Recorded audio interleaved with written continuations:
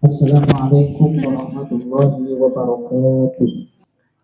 Alhamdulillah wassalatu wassalamu ala Rasulillah Muhammad ibn Abdullah wa ala alihi wa sahbihi wa mawalah. Ashhadu an la ilaha illallah wahdahu la syarikalah wa ashhadu anna sayyidina Muhammadan abduhu wa rasuluh.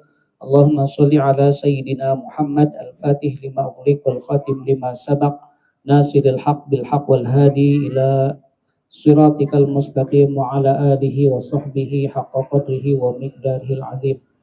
Nawaina at-ta'alluma wa ta'lim wan naf'a wal intifa' wal ifadah wal istifadah wal hatha ala tamassuki bi kitabillah wa sunnata rasulih wa dilalah ala al-huda ibtigha mardatihi bi rahmatika ya arhamar rahimin ya arhamar rahimin ya arhamar rahimin. Alhamdulillah kita bisa melanjutkan murojaah kita, yaitu kitab Matan At-Taqrib, kitab fikih yang insya Allah pada pertemuan ini akan dibahas tentang macam-macam sholat sunnah. Mudah-mudahan kita mendapatkan keberkahan Al-Quran yang sudah kita baca, keberkahan ilmu, dan mudah-mudahan segala urusan kita dimudahkan oleh Allah Subhanahu wa taala, dikabulkan segala hajat-hajat kita, ibu-ibu semuanya senantiasa diberikan kesehatan, senantiasa dijaga dari penyakit, senantiasa dijaga dari mara bahaya. Bismillahirrahmanirrahim. Qala al-mu'allifu wa nafa'ana Allahu bihi wa bi'ulumihi fid dharaini amin ya Allah ya rabbal alamin. Ila anqal faslun wa syara'itu wujubis salat thalathatu asya'a. Al-islamu wal bulugh wal aqlu was salawatul masnunah khamsun al-idani wal kusufani wal istisqa. Ya. Faslun ini satu fasal. Minggu yang lalu sudah dibahas tentang fikihnya, 2 minggu yang lalu sudah dibahas, ibu masih ingat ya, tentang waktu-waktu sholat. Nah, sekarang kita lanjutkan ke syarat, kemudian sholat sunnah atau sholat sunat yang disunnahkan. Yang pertama berkenaan tentang syarat wajib sholat. Di sini pengarang kitabnya menjelaskan, menulis wasyara itu wujubis sholati salah satu asya'a. Jadi syarat wajibnya sholat itu 3. Jadi seseorang itu kalau mempunyai 3 syarat ini sudah wajib sholat ya. Yang pertama syaratnya itu adalah al-islamu. Jadi harus Islam. Syarat wajibnya sholat itu yang pertama harus Islam. Orangnya berarti harus muslim. Jadi kalau tidak Islam, non-muslim itu tidak wajib sholat, tidak diwajibkan sholat. Ya, orang Islam wajib sholat. Kalau orang non-Islam atau non-muslim tidak wajib sholat. Ya. Kalau ada orang yang bukan Islam atau yang kafir asli ya, nah itu dia tiba-tiba mu'alaf, dia masuk Islam, ya. Umurnya misalkan sudah sudah dewasa. Dia mau masuk Islam, syaratnya ya membaca syahadat asyhadu an la ilaha illallah wa asyhadu anna Muhammadar Rasulullah. Itu membaca syahadat. Jadi syarat masuk Islam itu harus baca syahadat. Kemudian setelah baca syahadat ya harus sholat, harus meyakini dengan hati. Jadi Islam itu harus meyakini dengan hati. Kemudian wa amalul bil arkan, harus mengamalkan. Ada tuh orang kan yang orang non muslim sih, tapi masuk Islamnya itu cuman ya baca syahadat itu cuman canda-canda gitu. Setelahnya itu ya dia nggak sholat ya. Ya kalau cuman bercanda-canda baca syahadat itu cuma bersanda ya belum Islam ya, belum Islam yang sesungguhnya. Jadi kalau ada orang yang dia masuk Islam mu'alaf, nah itu selama kafirnya, kalau sudah masuk Islam ya itu sudah masuk, ya sudah wajib sholat. Selama dia kafirnya wajib diqodho apa enggak? Tidak wajib diqodho. Ya kalau ada mu'alaf, umurnya mu'alafnya berapa? 50 tahun, dapat hidayah masuk Islam. usia 50 tahun. Nah, selama dari 50 tahun ke bawahnya itu tidak wajib diqadha. Kecuali kalau ada orang yang murtad. Ada orang Islam, habis itu keluar dari Islam murtad. Murtadnya berapa tahun? Murtadnya 2 tahun kehitung. Setelah itu masuk Islamnya selama 2 tahun itu wajib diqadha sholatnya, wajib diqadha juga puasanya. Pokoknya yang wajib-wajib itu wajib diqadha ya. Gitu. Wal bulughu wal aqlu, kedua wajib sholat itu orangnya balik. Wal aqlu yang ketiga harus berakal. Jadi kalau tidak balik dan tidak berakal itu tidak diwajibkan sholat. Gitu. Di qaulihi sallallahu alaihi wasallam, karena ada sabda Nabi, rufi'a al-qalamu an thalathin. Jadi al-qalam diangkat. Maksud kolam di sini adalah tidak dicatat ya. Jadi malaikat itu mengangkat penanya, mengangkat pulpennya dari 3 golongan orang gitu. Nggak dicatat gitu. Jadi nggak dicatat. Beda kalau selain dari 3 golongan ini, seperti kita ya, nah itu sudah apapun kita dicatat itu. Gerak-gerik kita dicatat itu. Hati kita itu dicatat. Gitu. Hari ini langkahnya kemana nih? Oh ini hari ini ngisi acaranya apa nih? Oh jam 9 hadir majelis talim itu dicatat sama malaikat. Catat sama malaikat sampai jam berapa gitu. Dan tadi pagi ini bangun jam berapa, ngapain aja? Oh di rumah nyapu. Oh di rumah masak. Buat siapa? Buat suami. Itu dicatat juga itu. Buatin kopi buat suami juga dicatat gitu. Dicatat amal kebaikan gitu. Niat bersih-bersih rumah itu kan an-nadhafatu minal iman. Kebersihan dari iman juga dicatat kebaikan ya. Pokoknya kalau semua orang itu dicatat ya, dicatat amal kebaikannya, amal keburukannya juga dicatat.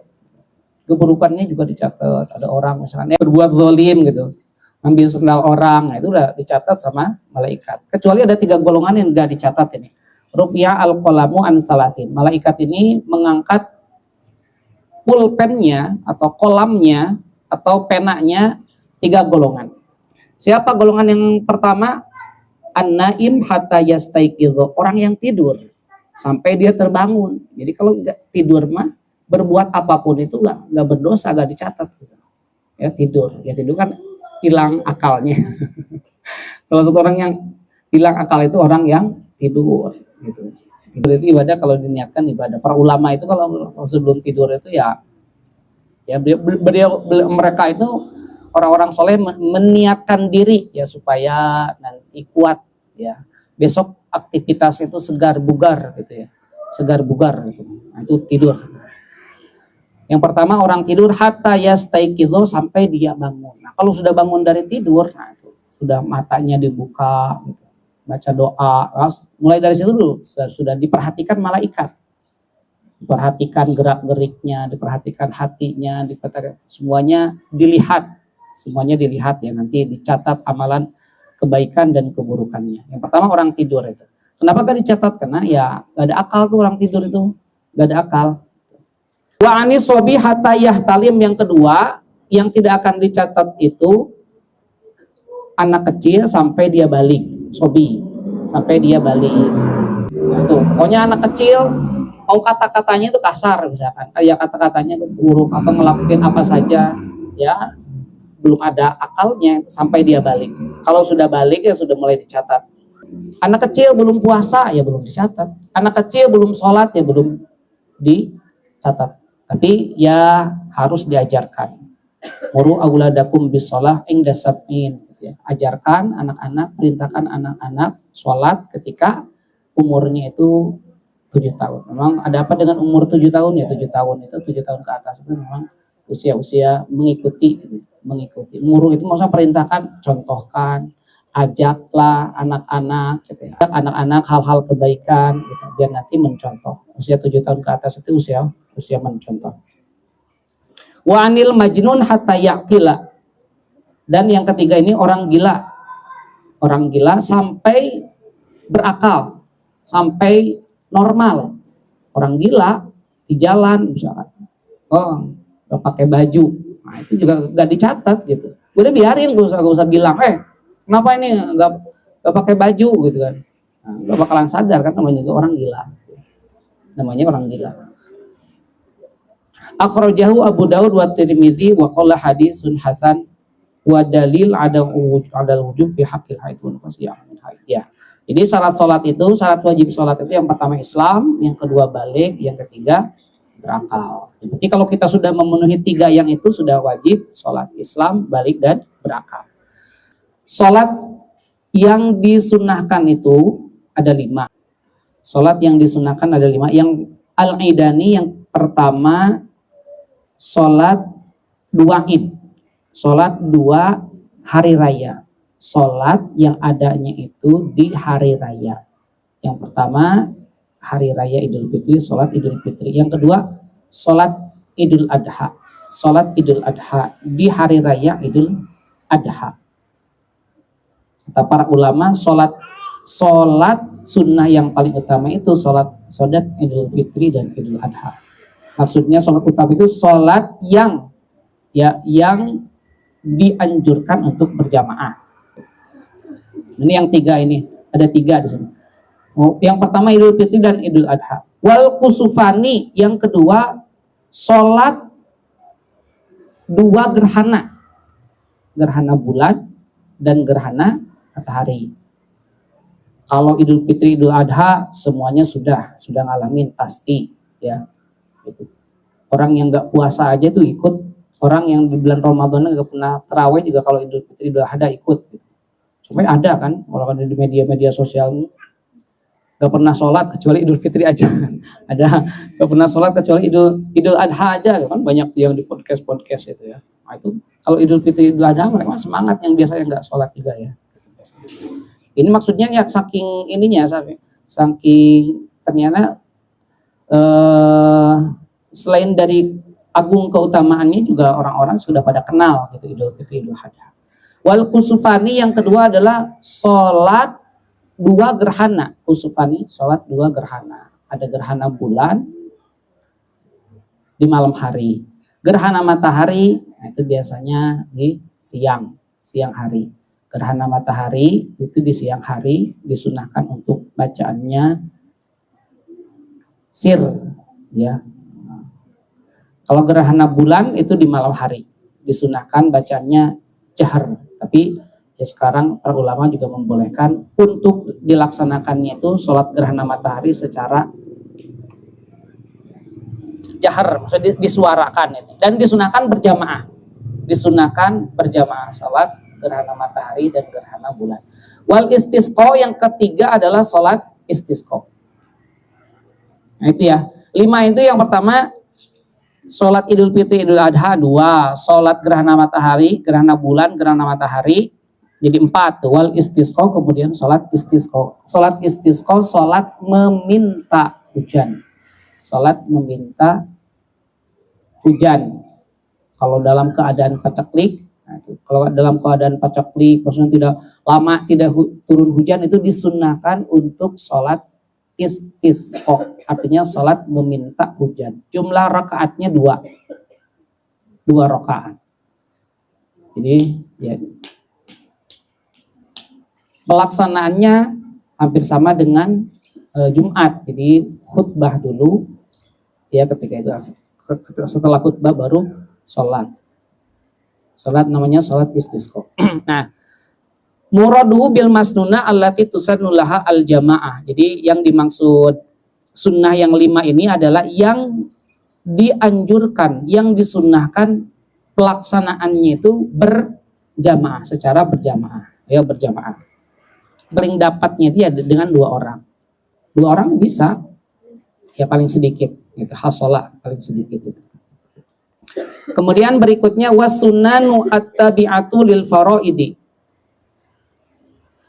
Sholat sunnah yang mengikuti fardu namanya sholat sunnah rawatib.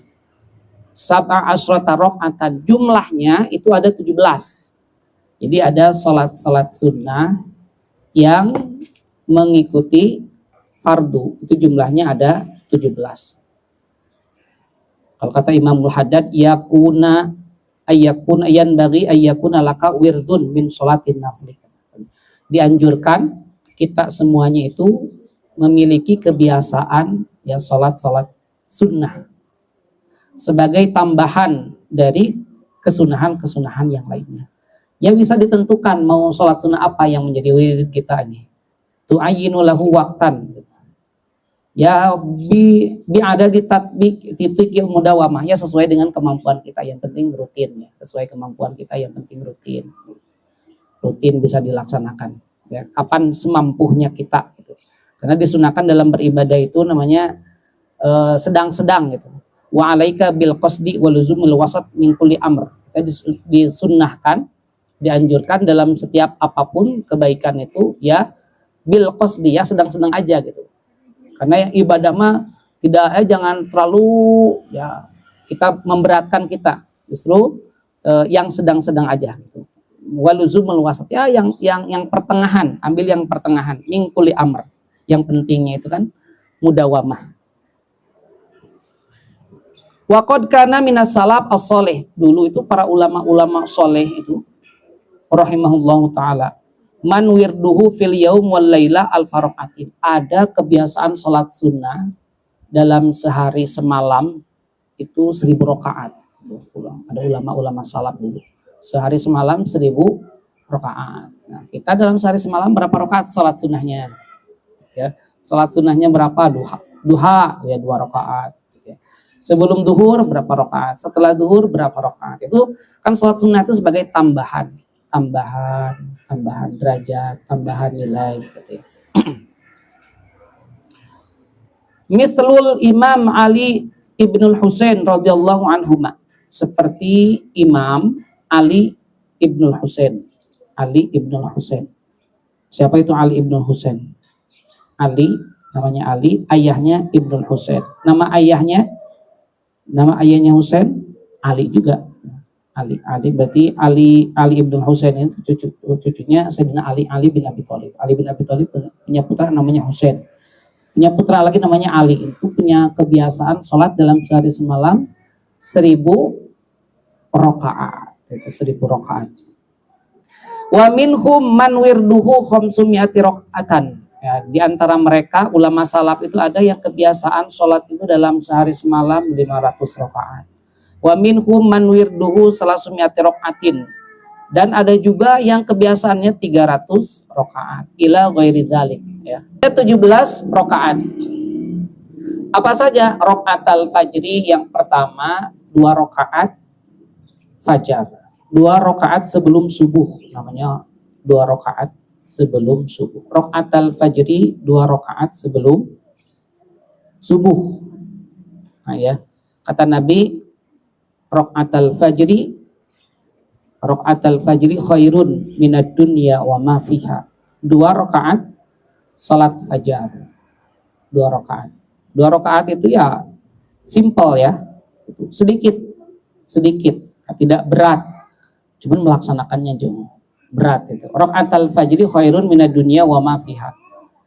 Khairun itu lebih baik minad dunya, daripada dunia, wa ma fiha, dan seisi-isinya dunia. Dunia itu kan yang menjadi rebutan itu, semuanya juga menginginkan gitu. Ternyata ada yang lebih baik gitu. Allah tawarkan, Allah infokan, Allah beritakan rakaatan. Itu saking luar biasanya itu. Saking luar biasa, ada waktu setelah terbitnya fajar, namanya kan 2 rakaat fajar. Itu maksudnya sholat sunat qobliyah subuh. 2 rakaat saja. Wa arba'un qabla zuhri, yang kedua 4 rakaat sebelum zuhur. 4 rakaat sebelum zuhur. Pelaksanaannya mau secara langsung 4 rakaat sekali salam atau 2 kali salam. Kalau 2 kali salamnya berarti ya 2 rakaat salam, 2 rakaat salam. Itu jumlahnya 4. Wa rakaatani ba'daha, dan 2 rakaat setelah zuhur. Ya, kalau setelah zuhur berarti 2 rakaat. Wa arba'un qoblal asri, kemudian 4 rakaat sebelum asar. 4 rakaat sebelum asar. Wa rakaatani ba'dal maghrib, dan 2 rakaat setelah maghrib. Ini yang rawatib ya. Berarti ulang lagi, 2 rakaat sebelum subuh, 4 rakaat sebelum zuhur, 2 rakaat setelah zuhur, 4 rakaat sebelum asar dan 2 rakaat setelah maghrib. Nah, itu yang rawatib. Wa salasun ba'dal isya, dan 3 rakaat setelah isya yutiru biwahidatin minhum, yang ditambah 1 witir. Itu 2 rakaat setelah isya, cuman ditutup dengan witir 1, jadi 3. Itu jadi 17 semuanya. Jadi setelah isya itu 3 rakaat, 2 rakaat yang rawatib ditambah 1 witir, disempurnakan dengan witir. Sekali lagi, wa salasun ba'dal isya, dan 3 setelah isya yutiru biwahidah, yang ditambah witir 1 rakaat. 3 itu ditambah witir 1 rakaat. 2 rakaatnya rawatib, namanya rawatib ba'dal isya. Ya, itu namanya sholat sunnah rawatib. Sholat sunnah rawatib ada 17.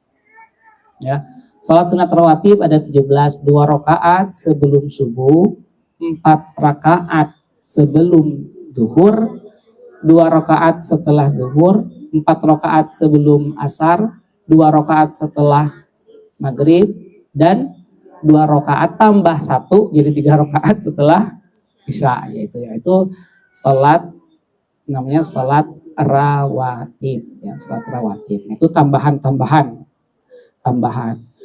Apa fadilahnya salat rawatib ini? Salat rawatib itu jibron, bisa menutup kekurangan-kekurangan yang ada di dalam salat fardu.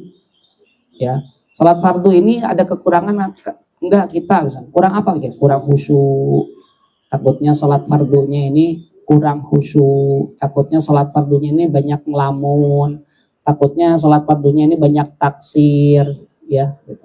Kata para ulama, salat itu harus memenuhi 2. Jadi yang dihitung salat di sisi Allah Subhanahu wa taala itu yang memenuhi 2, ya gitu. Yang memenuhi 2, yang mendapatkan pahala di sisi Allah Subhanahu wa taala itu ya yang memenuhi 2. Yang pertama zahirnya, yang kedua batinnya. Jadi sholat itu terbagi 2. Ada 2 bentuk, ada surah zahir, bentuk yang zahirnya, ada bentuk yang batinnya.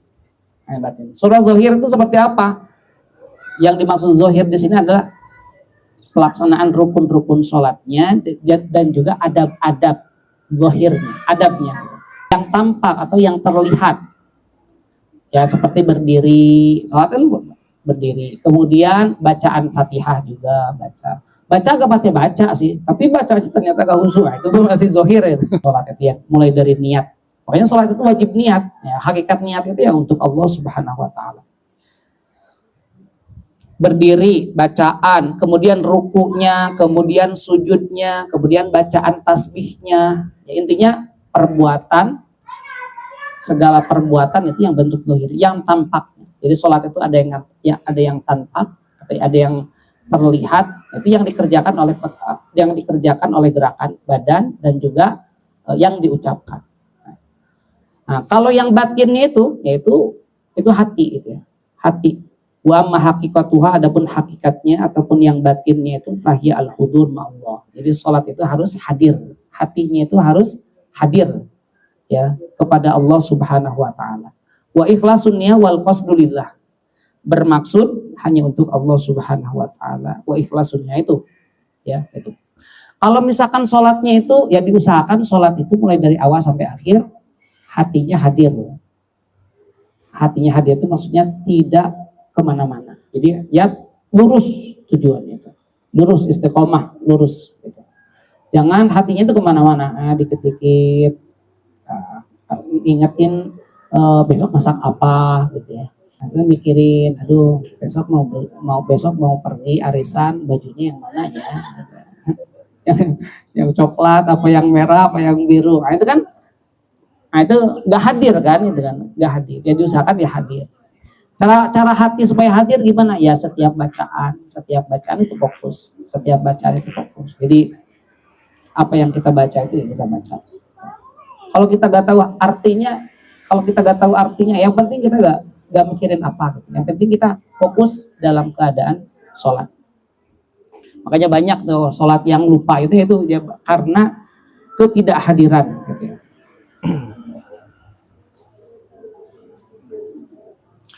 Wasalasun nawafila muakkadatun. Ada 3 sholat sunat yang sangat-sangat dianjurkan, disebut dengan muakkad. Disebut dengan muakkad. 3 sholat itu sangat-sangat sekali bagus, sangat-sangat sekali dianjurkan. Disebut dengan muakkadatun. Ini yang dilaksanakan oleh Nabi.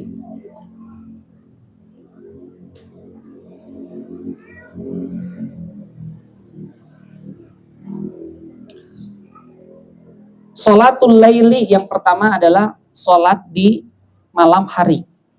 Namanya sholat malam. Afdhalus sholati ba'dal maktubati sholatul laili. Paling utamanya sholat setelah sholat fardu adalah sholat di malam hari. Sholat yang dilaksanakannya itu di malam hari.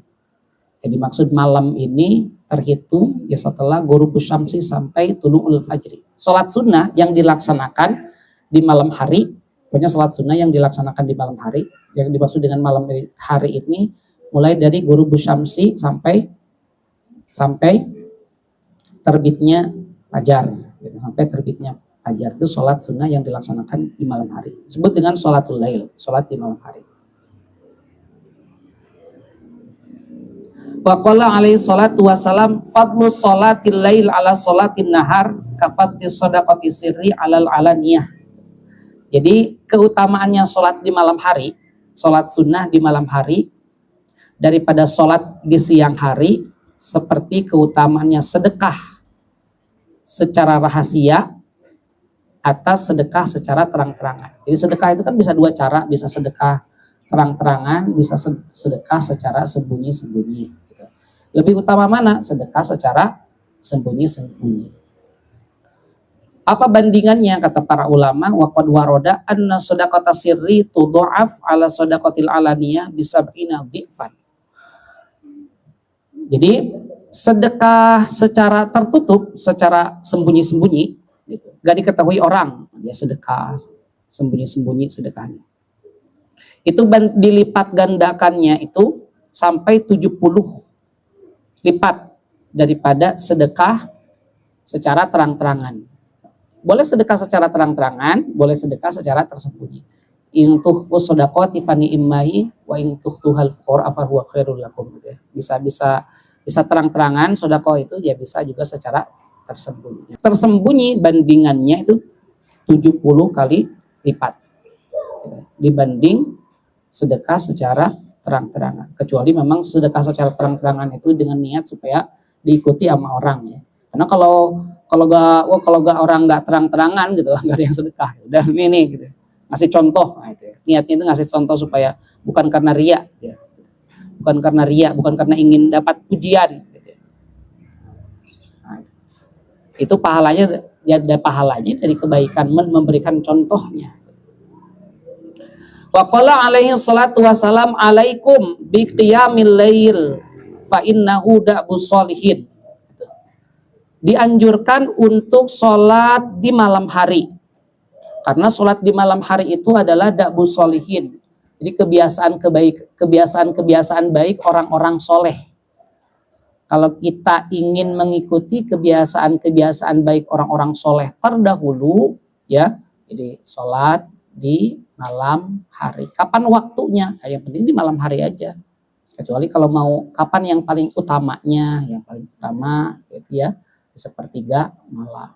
Yang dimaksud sholat malam itu yang sholat dikerjakannya itu di malam hari, sholat sunat di malam hari.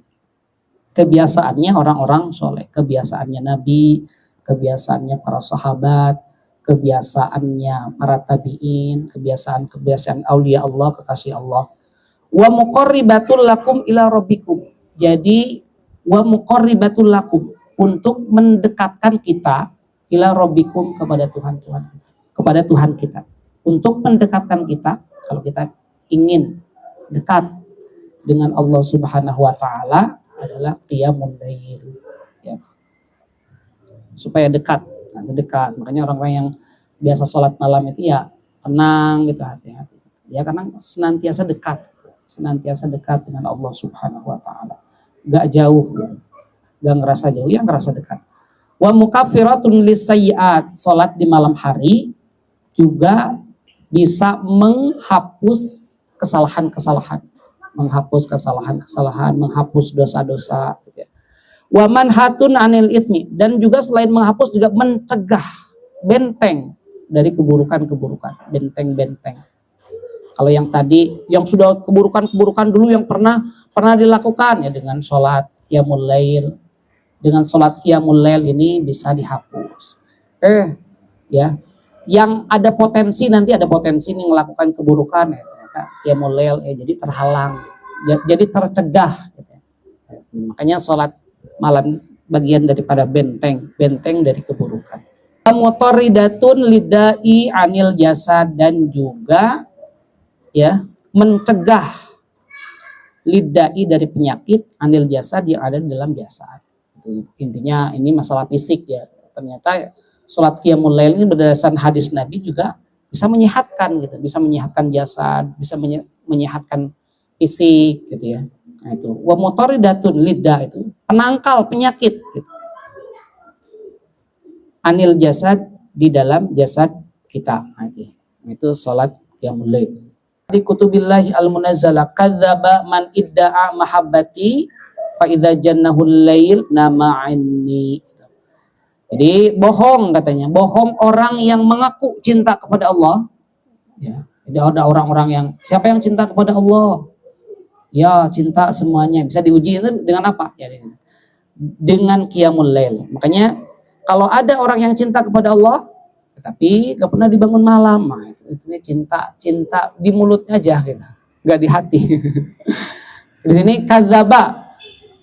Ya, dan dalam sebagian kitab Allah yang telah diturunkan terdahulu di suhuf-suhuf, kadzaba, dusta, orang yang mengaku cinta kepada Allah Subhanahu wa taala, fa idza jannahul lail, namun ketika malam tiba, nama ani, dia malah nyenyak tidur gitu ya.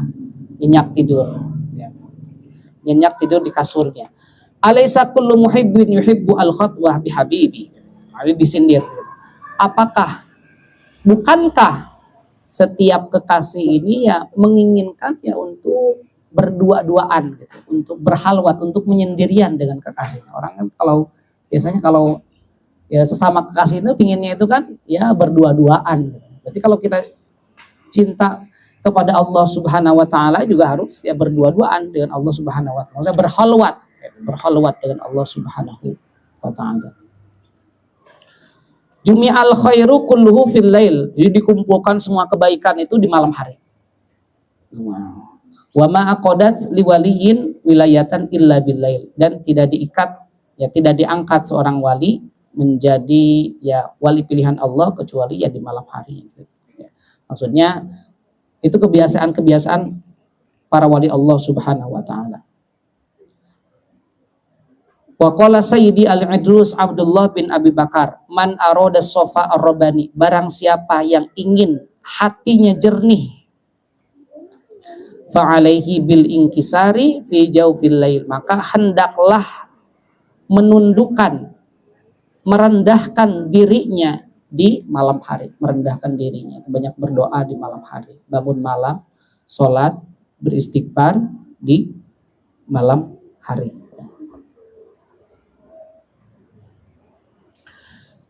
Innaman sholla, sesungguhnya orang yang sholat ba'dal isya, setelah isya, faqad qoma minal laili.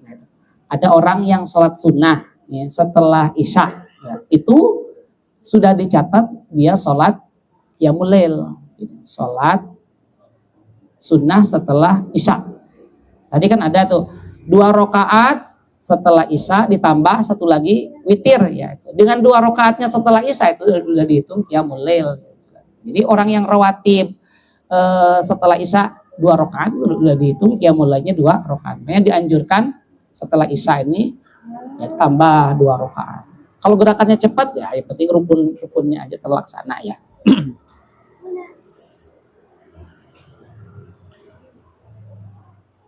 Wa qad kana ba'du salaf yusalli wirdahu min awalil lail walakin fil qiyam ba'dan naum irqamun lisyaiton. Ulama-ulama salaf itu dulu punya kebiasaan sholat sunnah di awal malam ya setelah isya gitu.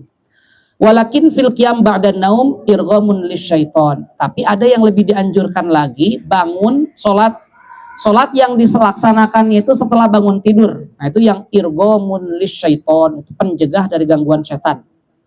Wa mujahidatun lin nafsi, dan juga sebagai mujahadah jiwa. Wa sirrun ajib, dan rahasia yang sangat luar biasa. Wa huwa at-tahajjud, namanya sholat tahajud. Nah itu, jadi kalau ingin tahu bedanya tahajud dengan qiyamul lail, ya kalau qiyamul lail itu ya sholat yang dilaksanakan di malam hari, mau sebelum tidur ataupun setelah tidur. Sholat sunat yang dilaksanakannya di malam hari, batasannya setelah isya ya, batasannya setelah isya. Sholat sunat yang dilaksanakannya setelah sholat isya, sebelum tidur ataupun setelah tidur, namanya qiyamul lail. Nah, kalau dilaksanakannya setelah tidur, ini julukannya itu irghamun lisyaiton, ini bisa menghancurkan setan, bisa setan itu kecewa gitu. Wasirun ajib, dan ada rahasia yang luar biasa. Wa huwa at-tahajud, namanya sholat tahajud. Alladzi amarallahu bihi rasuluhu fi qoulihi wa minal laili fatahajjad bihi nafilata. Di sebagian malam itu maka diusahakan bangun nafilatal lak, sebagai tambahan. Jadi ada 3 sholat yang dianjurkan. Yang pertama adalah sholatul lail, yang kedua sholatul duha, yang kedua sholat duha. Wa sholatut tarawih, kemudian yang ketiga namanya sholat tarawih. Ada 3 itu yang sangat dianjurkan. Sholat malam, kemudian sholat duha, sholat duha. Sholatul duha wahiyya sholatun mubarakatun katsiratun naf'i. Sholat yang banyak keberkahannya. Sholat duha itu banyak keberkahannya, banyak manfaatnya.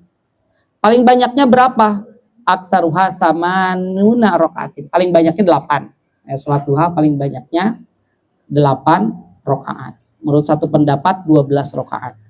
Paling sedikitnya sholat duha ya rakaatani. Nah, paling sedikitnya adalah 2 rakaat. Kapan paling utamanya? Paling utamanya itu min rub'in nahar. Rub'in nahar itu 1/4 siang, berarti mulai dari jam berapa? Jam 9. Ya, jam 9 itu paling utama. Mulainya kapan? Ya ketika terbitnya matahari sampai naik sedikit qadra rub'in, ya sekitar pokoknya 2 jam setelah sholat subuh. Kalau subuhnya 4:30, ya berarti 6:30 udah bisa. Kalau subuhnya jam 5, ya berarti jam 7 dimulainya sholat duha. Keutamaannya apa? Kata Nabi, yusbihu ala kulli sulama min ahadikum sodakoh. Dianjurkan dalam setiap persendian kita itu untuk bersedekah. Untuk bersedekah. Kullu tasbihatin sodakoh. Setiap tasbih adalah sedekah. 1 tasbih dihitung 1 sedekah. Wa kullu tahmidatin, 1 tahmid sodakotun, juga dihitung sedekah. Wa kullu tahlilatin shadaqatun, ya 1 kali tahlil la ilaha illallah itu juga sedekah. Wa kullu takbiratin shadaqah, 1 kali takbir juga Allahu akbar, itu juga sedekah. Wa'mur bil ma'ruf shadaqah, memerintahkan kebaikan kepada orang juga sedekah. Wa nahyun anil mungkar, mencegah keburukan juga sedekah. Mencegah orang berbuat keburukan juga sedekah. Nah, wa yujzihi min dzalika kullihi rakaatani katanya. Nah, meskipun tidak dilaksanakan itu, ada amalan yang cukup, ya, ada amalan yang mencukupi dari semua yang tadi. Itu apa? Rakaatani minad duha, 2 rakaat duha itu bisa mencukupi. Tadi kan awalnya, jadi setiap anggota badan, setiap persendian di dalam kita yang jumlahnya ada berapa? Persendian di dalam jiwa kita ada 360 persendian. Itu semuanya itu ada hak sedekahnya, setiap hari wajib sedekah. Caranya gimana? Ya baca tasbih, baca tahmid, baca takbir, itu ya, itu. Harus diusahakan dalam setiap hari itu 360 sedekah itu, sedekah dari persendiannya. Yang bisa mencukupi, ada gantinya. Ada yang bisa amalan sederhana yang bisa mencukupi apa? 2 rakaat sholat duha itu sudah bisa ya mencukupi dari sedekahnya persendian kita 360. Jumlah persendian kita itu 360 persendian ya. Luar biasanya. Kata para ulama Imamul Haddad, "Falau lam yarid min fadli hadhihi salat illa hadza al hadis as-sahih lakafa." Gitu. Seandainya ya tidak ada hadis-hadis yang menerangkan keutamaan sholat duha dan yang ada hanya yang barusan hadisnya itu sudah cukup, hadis yang barusan itu ya. Jadi 2 rakaat sholat duha itu sudah mencukupi dari sedekah-sedekah untuk persendian kita ya itu. Wallahu alam bissawab ya. Allahumma shalli ala sayyidina wa habibina wa syafi'ina wa karimina wa maulana Muhammad wa radiyallahu tabaraka wa ta'ala kulli sahabati rasulillahi ajma'in amin ya Allah ya rabbal alamin. Alhamdulillahi rabbil alamin hamdan yuwafi ni'amahu wa yukafi'u mazidah. Ya rabbana lakal hamdu kama yanbaghi li jalali wajhikal karim wa 'azimi sultanik. Allahumma rabbana taqabbal minna innaka antas samiul alim wa tub 'alaina innaka antat tawwabur rahim. Allahumma rabbana la tada' lana dhanban illa ghafartahu wa la hamman illa farajtahu wa la 'aiban illa satartahu wa la hajatan illa qadaitaha ya arhamar rahimin. Allahumma aghnina bil ilmi wa zayyina bil hilmi wa akrimna bit taqwa wa jambilna bil afiyah bi rahmatika ya arhamar rahimin. Allahumma inna na'udzubika min ilmin la yanfa' wa min qalbin la yakhsha' wa min du'a'in la yustajabu laha. Rabbana zalamna anfusana wa illam taghfir lana wa tarhamna lanakunanna minal khasirin. Rabbana atina fid dunya hasanah wa fil akhirati hasanah wa qina adzaban nar. Subhana rabbika rabbil izzati amma yasifun wa salamun alal mursalin walhamdulillahi rabbil alamin. Bisidil Fatihah.